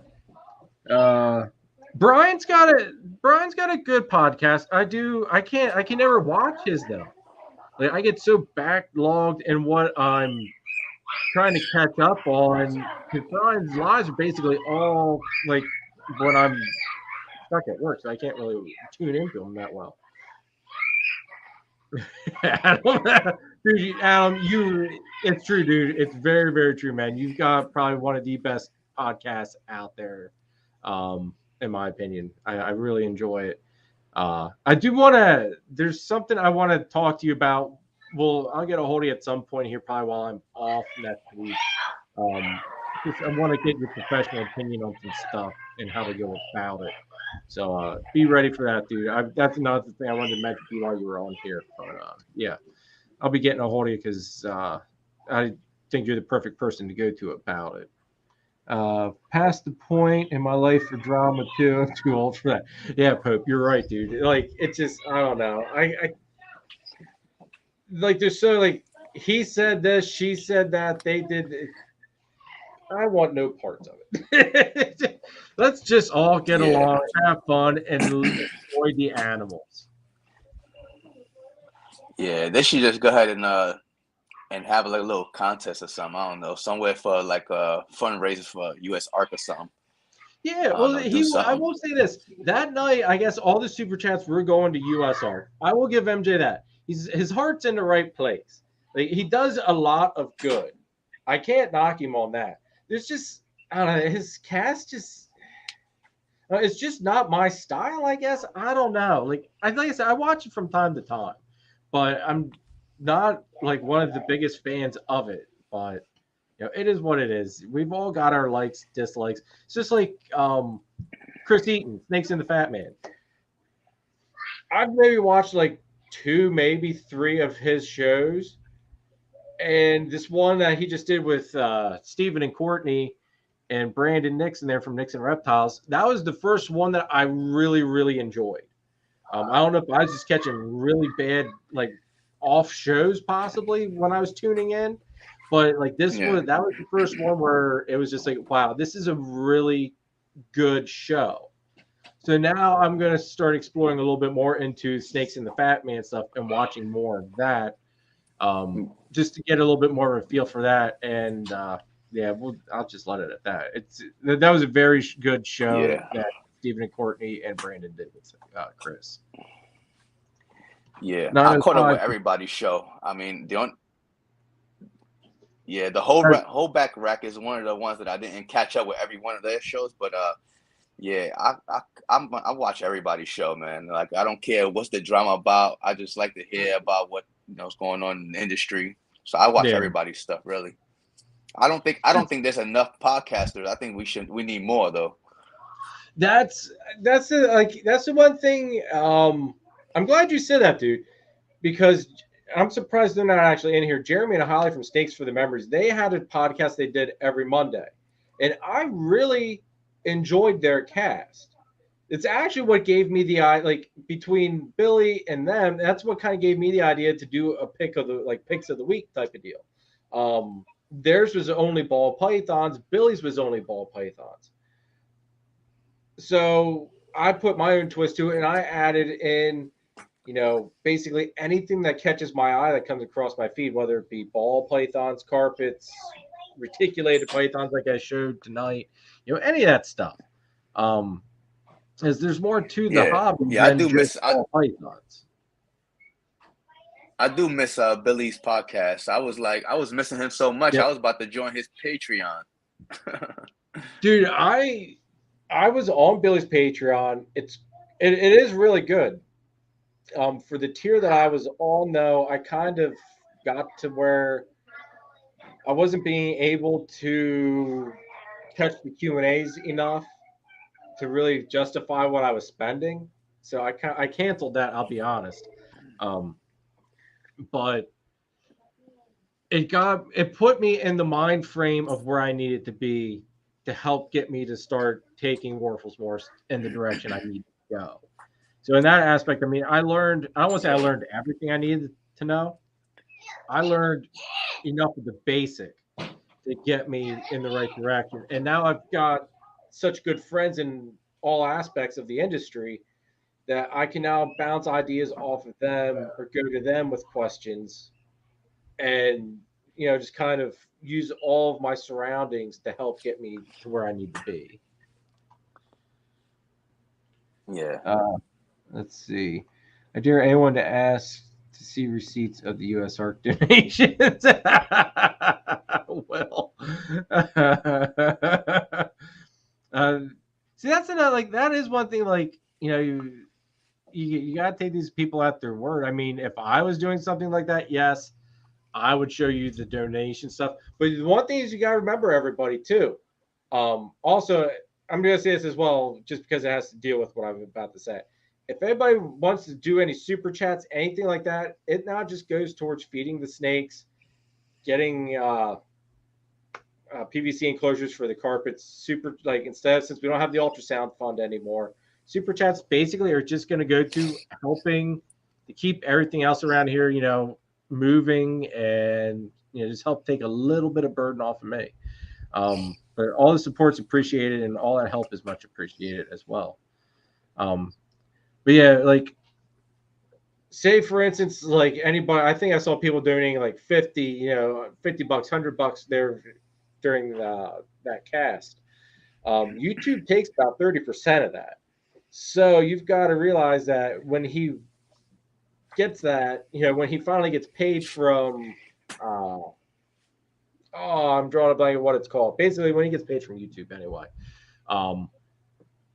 he's only going to be seeing a fraction of what was actually donated.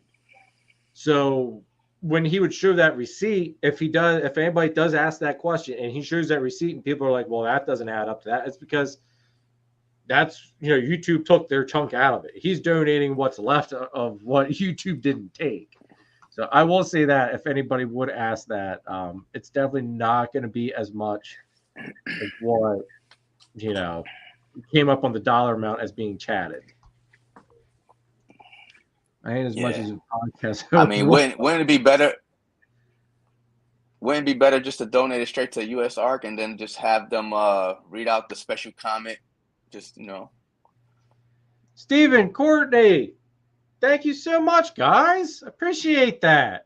Everybody, if you guys haven't watched their channel, Instagram, like, go follow them, guys. Thank you very much. I appreciate that, guys. I really do. Thank you. Sunset Fund. Oh, Steven's going to start getting me hooked into Sunset anymore. Steven and Courtney are the ones that made me want to even start thinking about Sunset. I'm not going to lie. They are to blame on that thought in the back of my head. Yeah, I have a Sunset. I have a Sunset from Brock Wagner. I got on order right now. I got myself on a payment plan with him because that damn snake is like about $12,000. I bet you it's a double cheap, head yeah. monsoon sunset. It's a pair sunset head monsoon clown female, just normal, and then the male he's a Mojave double head monsoon sunset. Monsoon clown. Adam said he did that fundraiser with Dr. Seidel and saw what YouTube kept. I had to make up the rest just to feel good about it. Dude, yeah, that's the one thing. Like, it's what YouTube takes, I'm going to, Stephen, Corey, I'm going to put you guys back up because I greatly appreciate that, guys. Thank you. But yeah, like what YouTube takes is freaking ridiculous. Like, the last live I did before I purchased my ultrasound, there was a $50 super chat, and there's a couple other super chats in there. And between the super chats and what the YouTube channel made that day, I didn't even get $50 that day. It was freaking ridiculous. Like, I sat there, it's like, what? It's like, you've got to be kidding me. But Hey. it's true. Hey, you might have to post your Cash App somewhere around here so people send it there instead. That's actually, see, I don't have Cash App. See, I just now have Venmo. I got Venmo. I've had PayPal. That's about it, though. Hey, Venmo sounds good too. You could put that up there. That's true. I might have to do that. Yeah, let me see here. There's something else I wanted to talk about. I'm drawing a blank. I thought I wrote it down, but I didn't. I went through everything I'd written down. Mark says, hell of a pickup. Byington has some A1 sunsets. Dude, the stuff Steven and Courtney are working with is very awesome. I love their leopard sunset. Warful sunset. Not gonna trip again. Yeah, I What's figure up? if I was gonna get into that monsoon, I might as well get that double hit. Dude, the Mons like that's like there's so many of these recessives. Like I don't know, like it's hard to pick. Like I've only got so much room. I've only got so much money I can work with at the moment. So it's like really hard to decide where to invest it at. Like I'm always Exantic everything. I haven't produced one Exantic yet. This season is going to be my first season to make some visual Exantic stuff. But I promise everybody this: from this season on, the heat's going to be starting to crank up here a lot. It's going to be like DG Exantic stuff will be coming out. First clutch of double head stuff will be this season. So you figure any females will be held back. That'll be 2 years, roughly, say, until they're ready to breed. So let's see, we're at 2025 until we start getting visuals from that. It's things are going to start heating up here a little bit. We've got chances at Exantic clowns this season. So we got some awesome stuff in the mix. So when I say double heads, I just say double heads because automatically I just assume it's just anybody knows 100%. But if I don't say the percentage, probably I'm gonna say with saying 66 or 50%. I don't even bother saying 50%. I just go 66 or 100%. That 50% is, I mean, it's really if you want to take that chance or whatever. But I'll go take the Tesla if anything before I even go try to link it with a full recessive or whatever. Yeah, when I go to breeding. 50. I'll say this: even with the tests, I'm still waiting on my freaking results for my yellow belly complex test to find out if my Enchi asphalt / yellow belly is indeed asphalt. It's a pain in the neck, dude. Like I know nothing as to what's going on with it, and I even sent them an email, and I got nothing in response. It's like freaking really.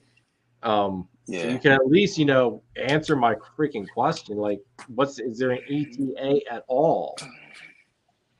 Mark says more. Yeah, so I heard somebody's podcast. What were you gonna say, Harry? Sorry.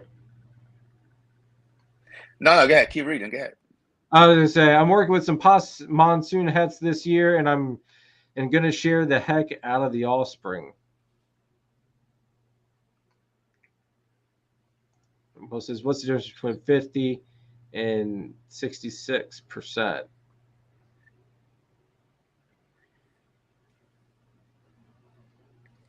Well, you want to answer that? Well, no. I think he's wondering why are you more confident to say that it's 66% and not mention the 50%? I think that's more towards you, dude. Well, I'll say 66, right? I'm with the 66 versus the 50s because, the 50, that's a slim chance, but the 66 is also a slim chance, but it's like they both came from 100% head, or one of them came from 100% head. So I don't know. I think both parents have to be 100% heads in order to be 66%, if I'm not mistaken. But on a 50% note, it's like, I just don't even bother mentioning that. I just don't really look forward for any of that. Now, let's just say, let's say I take this female, what if she's a redhead stranger, 50% head monsoon, 100% clown. When I take her and I breed her to the male that I got coming from Brock Wagner, and the babies don't come out anything with monsoon in it, then I know that those babies definitely gonna be like 66%. Well, maybe not. Maybe they all be 50% also, because she probably didn't prove out. Of course, his 100% will make them babies 50%. But either or, and that's even let's say 6 out of the 6 eggs, you might get maybe 2 that might even have the 50%.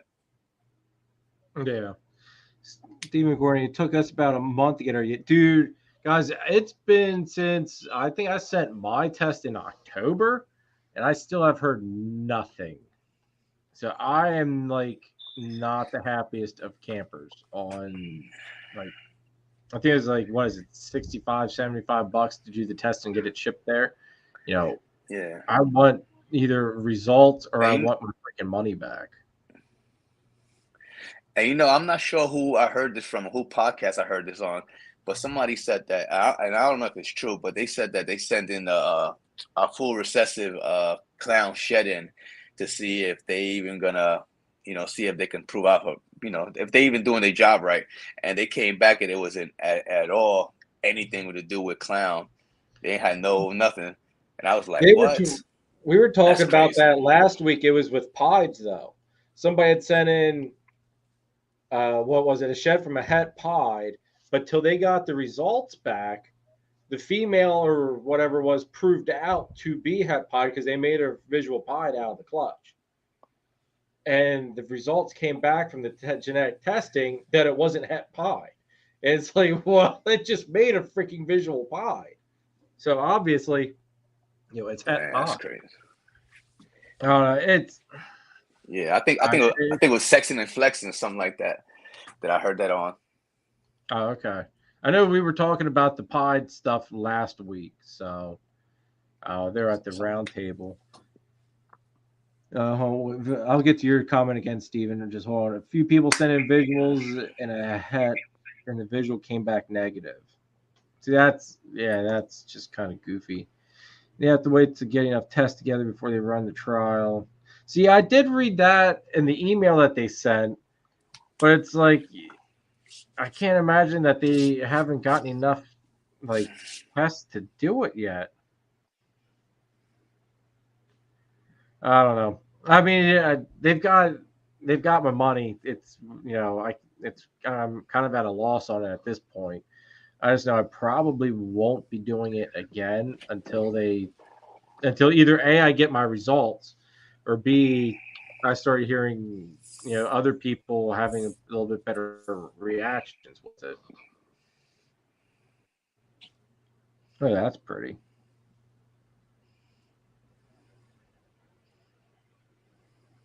No, what's that? She's hungry too, so. Oh, this right here, She's that's hungry. The yellow belly. Well, yeah, she's very young, but yeah, she's an orange dream yellow belly, fire bongo. Oh, nice. No head. So I could see the orange dream, but I wasn't sure beyond that. That's beautiful, dude. Yeah, this is a Tinley pickup last October. Yeah, I was trying to get into that bongo project, so I was like, let me get some of that bongo in my collection.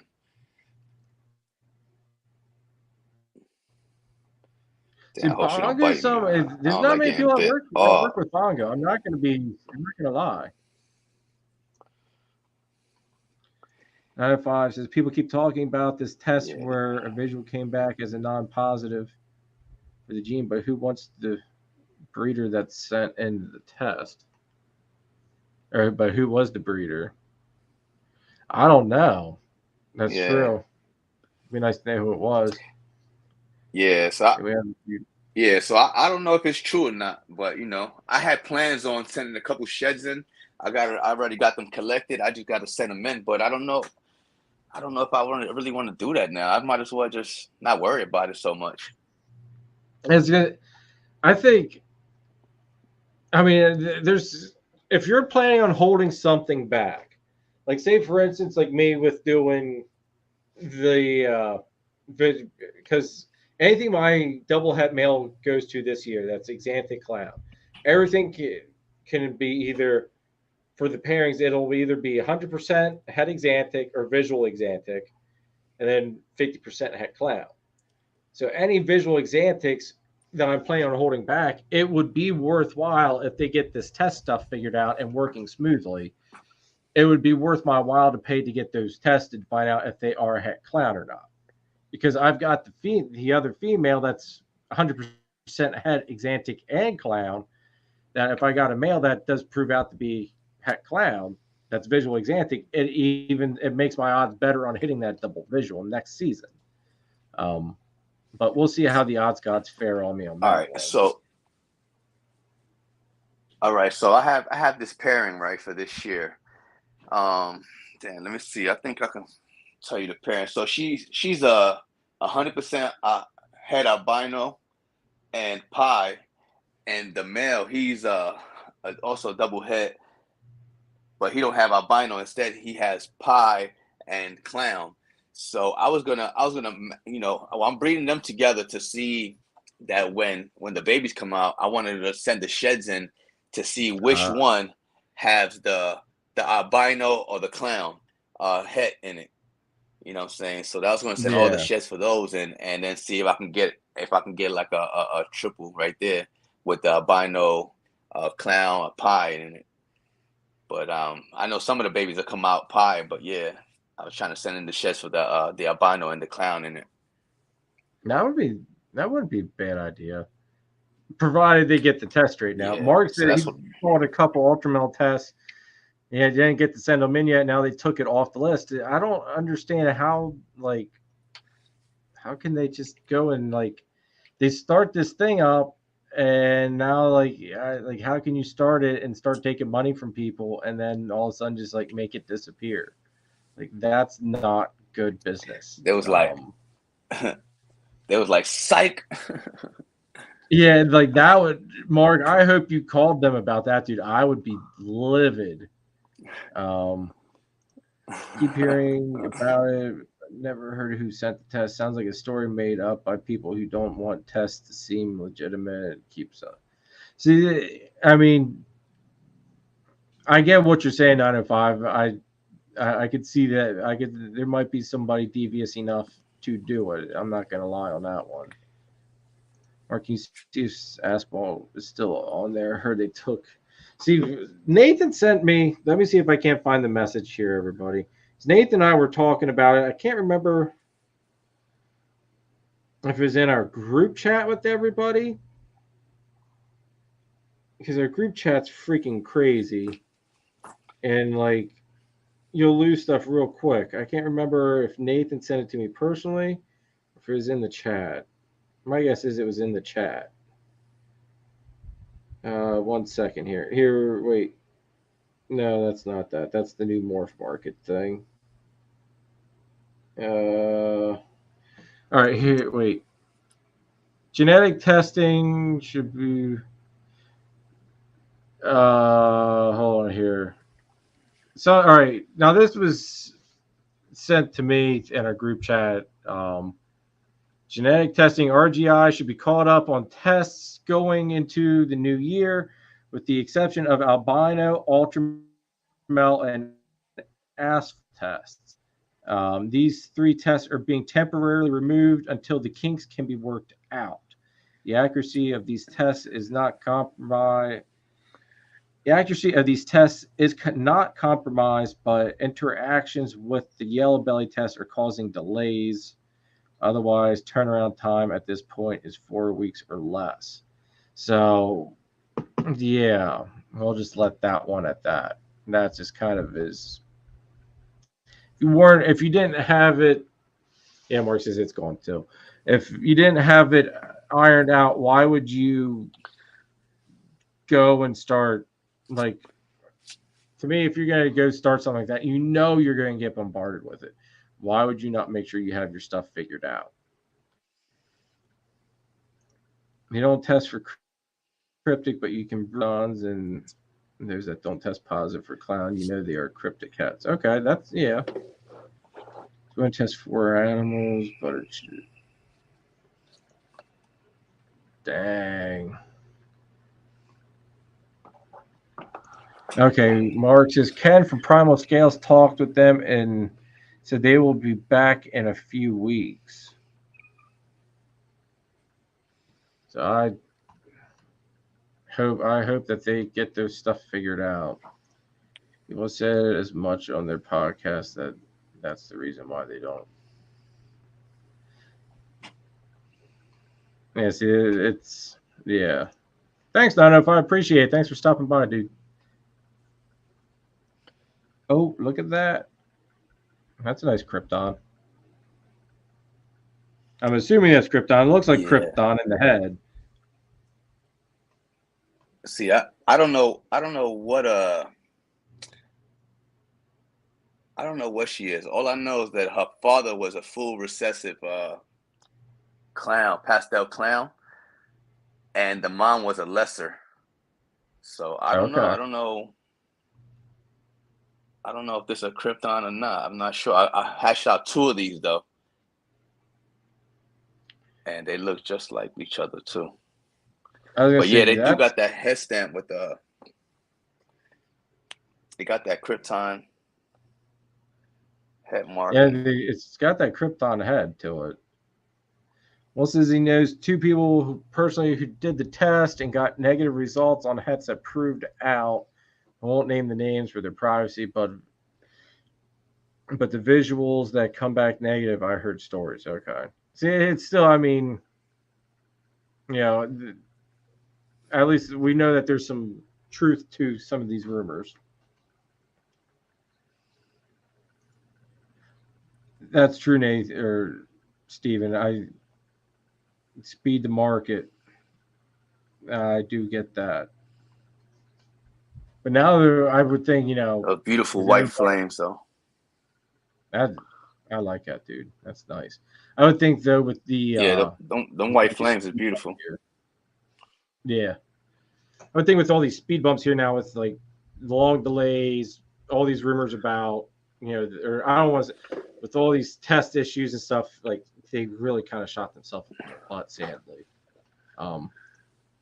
Thanks 905.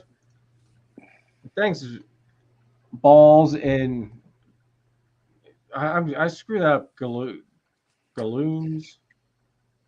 I keep on saying gallons, but I know it's not gallons because it's flip flop. But anyway, what's up, GCG? Thanks for tuning in. But we are almost at that 2-minute mark, everybody. Or 2-minute mark. Oh my goodness, it's been I don't know, like today's just went by. Angolans. I like the Angolan. I do like Angolan pythons. Angolan pythons are freaking awesome looking. But we're gonna wrap this show up, everybody. I appreciate you guys tuning in with us, Harry. Thank you so much, dude, for hopping on here. I actually want to. I'm gonna have to put you on my list for this year to actually come on, and we'll actually have a normal show type of deal. Get to know you a little bit better and everything. Having more formatted show. This was just kind of a nice show just to kind of just hang out, relax, really chilled environment. Next week's guest, everybody, is the one and only Bob Vu from Bob's Balls. He will be on. That's going to be a great episode. I plan to pick his brain on several different things, find out his opinion on some things, as well as far as like where he thinks the hobby's at, where he thinks it's headed, how to people that are just starting to get into the hobby, you know, how to handle this quote unquote reptile recession. That I mean, I get things are a little bit slower, but I mean, I sold out basically on what I have. So I can't say that I really buy into that it's a recession. People are still buying stuff. It's you just got the market's a little bit pickier and choosier. You just, you know, it's a different market. It's a different market. We'll put it at that. Aaron, what's up, dude? Hey, while you're there, dude, as well, Aaron, I'm going to be hitting you up as well to be on. I'm thinking either this month or next month. I'm waiting on the dates. I'm waiting to see when Robert from Husbandry Pro, what date he picks with what's free for this month. And then I'll know what dates are free. But I definitely want to get you on here as well this year because you've been producing some amazingly awesome stuff that I want to bring you on and talk about as well. But yeah, so everybody, that's going to be it. This week's video is going to be on how I set my hatchlings up, basically from, you know, eggs all the way up to, you know, them getting into their own tubs, all that good stuff. Some of you guys might really enjoy it. Some of you guys that have been guys or gals that have been breeding for a while probably don't really care, but I figured it's a good informative video for people that are just getting into it, might be having their first set of hatchlings or clutches. a good video for them. So I wanted to make sure that that video got out. Also have a video coming up about getting females back on food. At some point, I've got to drop the video about the triple hets that I keep talking about that nobody's seen. There's a lot of stuff I got to get out. The issue is me making up a thumbnail I actually like. Let's see here. Pope, what's up? Thank you. I had fun hanging out with everybody. Have a good evening. Yes, everybody have a good evening. Aaron, my best days are Tuesdays and Wednesday nights. Can you do a Sunday, though, Aaron? Can you do a Sunday? That's the big question. Sunday. I mean, we can't do Tuesday because that runs into Adam's show. Wednesdays, who's on Wednesday? There's a show on Wednesday. Oh, it's Keys. I don't want to really try to compete against Keys because they've got a huge following and a lot of the same supporters. Okay, but you can swing on the right. Okay. Oh, Sunday is bad. Okay, all right. I'll get with you and we'll figure it out. Like I said, I've got to figure out when what date Robert picks, because I don't want to have 2 lives in 1 week. But since I am getting laid off here, supposedly week, I'm middle starting next week, I'll be laid off, which I know some people probably spaz out about that, but I mean, it puts a little financial burden on us here, but it happens every year, so it's just kind of a normal thing. It kind of, look at it this way. It's basically a 2-month vacation every year on top of my 3 weeks paid vacation I have from work. So it's, I look at it from the bright side. It lets me get back to a normal state of mind instead of being completely spazzed out and stressed out from my job. It'll let me, I might even start adding in like another video during that time. I might add, we can maybe do a live in the middle of the week, something like that. I'll figure it out. But yeah, that's gonna be it, everybody. Thank you so much again, everybody, for the support, love, and support. Stephen and Courtney, thank you so much as well for that awesome super chat. I appreciate you guys. That really meant the world to me. I really appreciate that. All those super chats, everybody. It lets. I don't want to say. I suck with words. Let me get that out there right now. I suck with words. But when people super chat stuff like that, that's you guys telling me you guys are enjoying and appreciating the content I'm throwing out to you. It lets me know I'm doing a good job. I'll put it that way. Especially just like hitting that like button. Hit that like button, everybody. That lets me know I'm doing a good job too. Hit that subscribe button. That does it too. And check out I lost. Hold on, let me throw out the thing here real quick. Copy link. Also, if you check out our little YouTube membership section, joining that lets me know you guys are enjoying what I'm bringing to the table here. Also, it's a way to let you guys let me know what you think I need to change to make it better. So, it's, appreciate everybody. I really do. I appreciate all you guys. It's like I said, it's hard to believe we're going into season 2 of this year of the live stream. This will be season 3 of breeding, so that's super exciting. There's an awful lot of neat stuff going on here, and I'm glad I got to share it with all you guys on this amazing journey. So, Harry, dude, thanks again for coming on, everybody. Make sure you guys go check out Harry at Reptile Life. I appreciate you coming on here, hanging out with me, dude. Like I said, I will get you on at some point this year, so be ready for that. Let me actually make a note, because I will not lie. My memory sucks, because my brain gets to go in 100 miles a freaking minute. Let me put you on my list here. Yeah.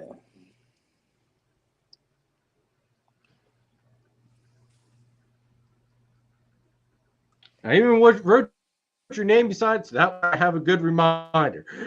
And I won't forget it now.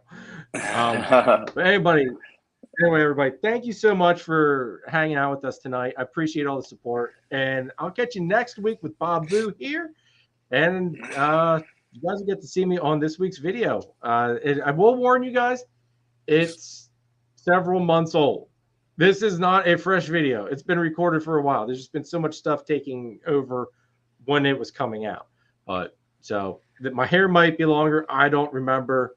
I do know I had to go back and change the sponsorship because of, yeah. Anyway, it is what it is. Make sure you guys check it out. I appreciate all the love.